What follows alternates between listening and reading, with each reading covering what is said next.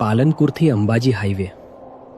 દિવસે તો અહીંથી હજારો ગાડીઓ પસાર થાય છે, પણ રાત પડતા જ અહીં કંઈક એવું શરૂ થાય છે જેને લોકો આજે પણ સમજાવી શકતા નથી.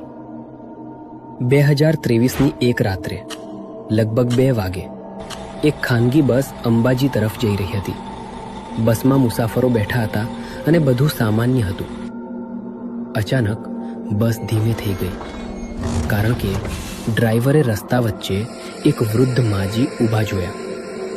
એ એકદમ શાંત ઊભા હતા, કાળા જૂના કપડામાં. ડ્રાઈવરે હોર્ન માર્યો, પણ માજી હલ્યા જ નહીં. જેમ બસ નજીક આવી, એકદમથી એ માજી બસની સામે જ આવી ગયા. ડ્રાઈવર ગભરાઈ ગયો અને બસનો કાબુ છૂટી ગયો. બસ રસ્તા પરથી નીચે ઉતરી ગઈ.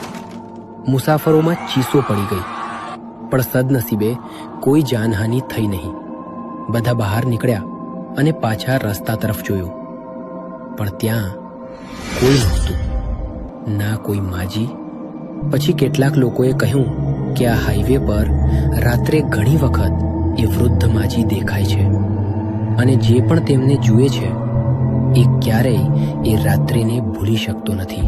આવી જ એક રહસ્યમય કહાની પર આધારિત ગુજરાતી હોરર ફિલ્મ બહેરૂપિયો, જેમાં તમને જોવા મળશે રહસ્ય, ભય અને સત્યની એક અજબ લડાઈ.